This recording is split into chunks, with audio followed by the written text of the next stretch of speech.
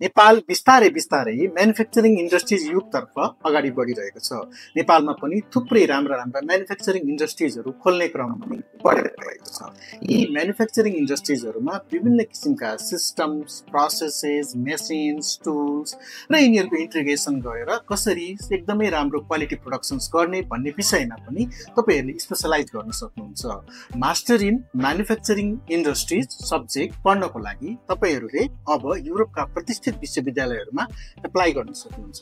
त्यसको लागि minimum requirement तपाईँले आफ्नो ब्याचलर डिग्री म्यानुफ्याक्चरिङ इन्जिनियरिङमा अथवा मेकानिकल इन्जिनियरिङमा अथवा अटोमेटिक इन्जिनियरिङमा अथवा तपाईँले कुनै मटेरियल साइन्समा पनि इन्जिनियरिङ गर्नुभएको छ भने तपाईँले यो स्पेसल डिग्री पढ्न सक्नुहुन्छ।